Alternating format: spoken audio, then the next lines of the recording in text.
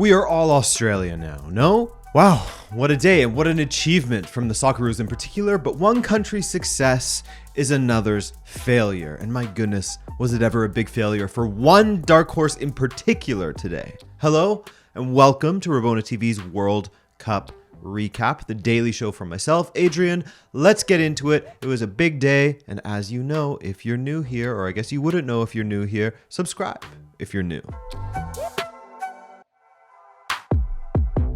I know, Steven Mandanda was playing for France yet again, the man whose career feels like it has stretched back all the way to the 80s or something.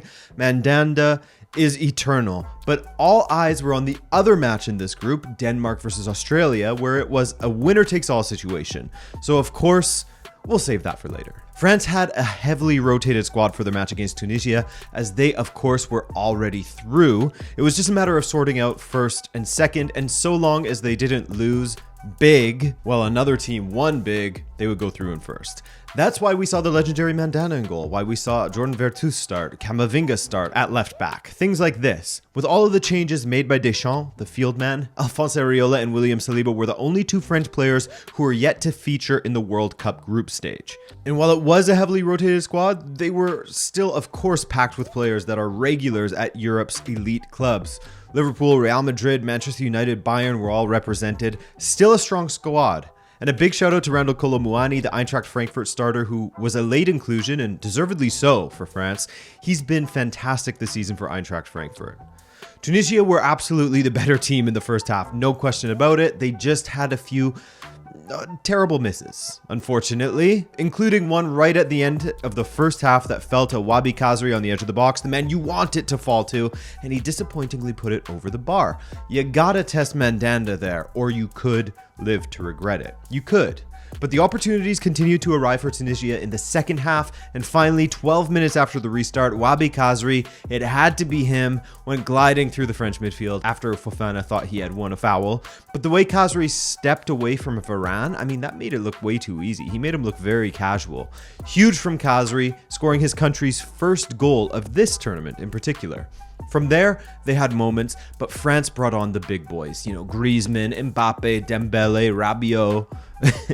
If you had asked me a few years ago whether Adrien Rabiot would be a huge player for France, I think most people would have laughed, but he has been playing out of his mind recently, hasn't he? Anyway, France began dominating once they started making all of those changes, and understandably so. All of the subs mentioned had at least one good opportunity once they came on the pitch, and Saliba came on, which means all but Alphonse Areola made it onto the pitch in the group stage. The match ended with some confusion as Griezmann thought he had tied it up with his goal coming from the final kick of the game, but it was called off due to offside. So Tunisia held on for a 1-0 win, but it didn't change the standings at all, so it didn't really have any effect beyond a feel-good ending for Tunisia, who go out with a win against the defending champions of the world.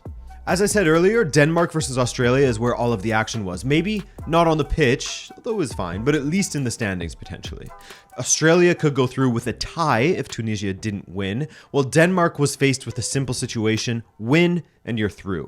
Predictably, it was Denmark who was the team that looked better going forward in the first half. Not to say that Australia didn't get out of their own end or anything like that, because they did, but they failed to really trouble Kasper Schmeichel. The strikes were from distance, easy collects for the most part. They accumulated a first half XG of 0.15 from 3 attempts on target. So that tells you everything you need to know about the quality of the chances. For Denmark, their way forward was very clear: work your way down the wing, mostly the left, as they dominated in the wide areas thanks to Skov Olsen, Jensen, and Lidstrom. Joachim Mæhle also, as ever, was getting in behind and playing squared balls through the box, but rarely was there a Danish player on the end of those crosses. It got to be a little bit predictable as the half went on. Some variation was needed, and yeah, I was excited to see Alexander Bach come on in the second half, as everything positive for Denmark was coming down the left. They needed some presence down that right flank.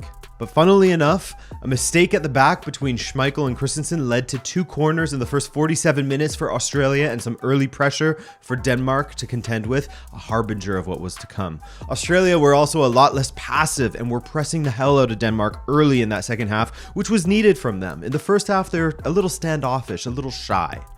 But after, no doubt, hearing that Tunisia had scored against France, which put them in the driving seat to advance, Australia struck on the counter through Matthew Leckie, who was disappointing in their previous match, but absolutely smashed it here. All alone with two defenders to contend with, Leckie turned them inside out before rolling the ball to the corner beyond Schmeichel's reach. Bit of a limp fettuccine attempt at a dive from Schmeichel, but maybe I'm just bullying keepers again after yesterday's display from Danny Ward, so I apologize to keepers out there. Anyway, that goal marks the first time in Australia's history that they have managed to score in every single group stage match in the World Cup. And if the result held, would be the most points that they had ever managed to accumulate in a World Cup group.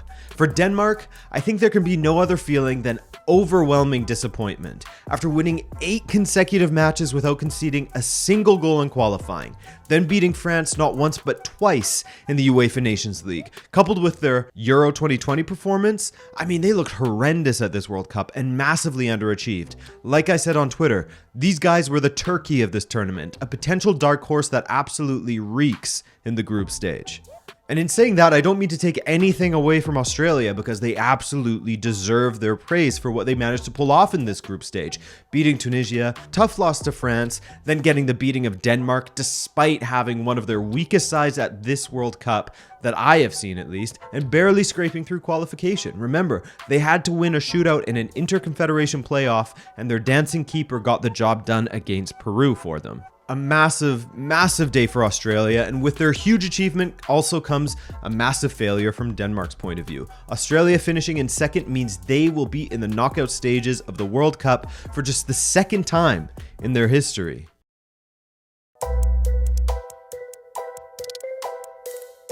Whew. Argentina versus Poland was all one-way traffic in the first half as Scaloni gave starts to Enzo Fernandez and Alvarez in place of Lautaro and Rodriguez, and rightfully so. They were excellent in the last match when they came off of the bench, so why not give them the start? Argentina were predictably all over Poland, but thankfully for the Poles, big man Szczesny has been in fine form at this World Cup, forced into a couple of saves, great saves in that first half, including Di Maria's Olympico attempt that Szczesny had to scramble to palm over the bar, gave his Juve teammate a wry little smile after that one. Then Argentina were gifted another soft penalty. The referees are being charitable with them, it seems, following the pen they got against Saudi Arabia.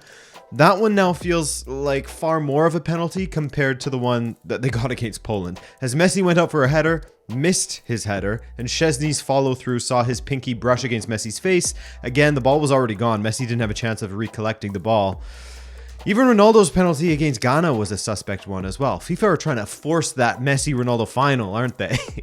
Get your tinfoil hats out now. Thankfully, though, the penalty was saved by Szczesny. 2 penalties saved by Szczesny now as their 7-hour clean sheet continued on into that second half. Some love for Big Tech in goal, by the way. He's becoming one of the best penalty stoppers in the world. This time, squaring up to Lionel Messi and batting it away. Huge performance from him, and that first half saw him make 9 saves.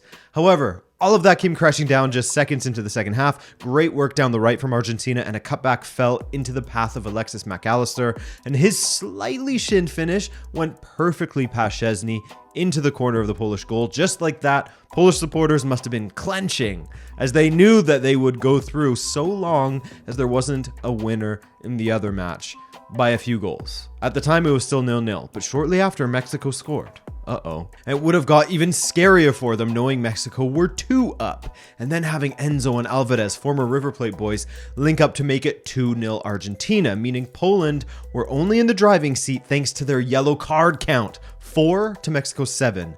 I can't think of a cornier tiebreaker than that. You guys will remember that from 2018 with Japan, right? Lautaro almost eliminated Poland when he was in clear with just Szczesny at his mercy, but as has been the case with him throughout this World Cup, he scuffed it. Terrible finish that rolled wide. Mexicans are going to be angry with him. Tagliafico was then played through in stoppage time. He scooped it over Szczesny, and it was headed off of the line. Poland still alive at this point. However, They wouldn't know whether they were through or not at the final whistle. Mexico still had 3 or 4 minutes left to play, 3 or 4 minutes left to find a goal to advance. So why don't we jump over there? Mexico versus Saudi Arabia. How do I explain that first half? All energy, not a lot of quality when it comes to generating chances and finishing them off. Mexico were dominant early, but as I was saying, there was just no real troubling of the keeper. Towards the end of the first half, Saudi Arabia started to play some of their all-energy attacking football, but to no avail. Things wrapped up in that first half with a clear picture for everybody. Basically, win and you could go through without getting into the weeds of all of this. This was more or less the picture. Slightly more complicated in Mexico's case. What's frustrating for Mexico and in turn their supporters is the fact that they move the ball so well, they build up their attack well, they look dangerous around the box, but they don't have any end product and cannot score goals. From their first 2 matches, 0 goals. That's aggravating to watch, and that continued 2 minutes into the second half, a corner kick was flicked on at the near post by Montes for Martin to tap in for 1-0 Mexico, but Mexico would need more than just a 1-0 result to go through. With goal difference being the first tiebreaker, at this point in the match, Mexico's goal difference was -1, while Poland's was +1. That would change so that they would get even soon. And Mexico would need to score more and hope Argentina would help them. And wouldn't you know it, Mexico would do it again shortly after that first goal from out of nowhere to right amongst it. Luis Chavez hit a stunning free kick that lowlights had no chance of stopping, and no, it wasn't hit keeper side like Rashford's on board. Chavez with a peach of a free kick, and Mexico knew they were 1 goal away. Again, minutes after the Chavez wonder strike, Chucky Lozano put it in, only for it to be called off as his homie was slightly offside. Sorry to the Mexican player. It was all a rush as I was watching both matches at the same time. Martin nearly scored another in the 70th as the ball fell to him all alone on the edge of the box and he smashed it over the bar, agonizing. Chavez with another free kick heading for the top corner, saved by Alowais, agonizing once again for Mexico. Pineda tried to curl one, bounced just wide. This second half was absolutely breathless. Mexico leaving everything on the pitch, trying to find one more goal, playing out of their minds, trying to generate chances, coming oh so close time and time again. And Tuna got in behind and finished well past the keeper, but he was offside in the end. Salvation stolen from Mexico as soon as they had thought they had achieved it. Time and time again, Mexico would steam forward, come close, and then go again and again. And then it happened for Saudi Arabia. Saudi Arabia scored with 2 minutes remaining, which didn't necessarily mean it was over for Mexico. They could still advance on goals scored, despite the goal difference advantage for Poland. A free kick with 10 seconds remaining. Jimenez went up for it, but too little too late. Mexico win 2-1, but ultimately fall to Poland. So close. Poland will go through in second behind Argentina, which means Poland will be facing France, while Argentina will be taking on Australia. Those matches will go down on Saturday and Sunday as well. Argentina taking on Australia on Saturday, while Poland versus France, they'll go to battle on Sunday. So there you have it. With every passing day, the path to the final becomes more and more clear. We're halfway done with the final match days, so why don't we meet back here at the same time tomorrow? Sound good? Thanks as always for watching, fellas and ladies. I'm Adrian, and I'll see you in 24 hours. Take care.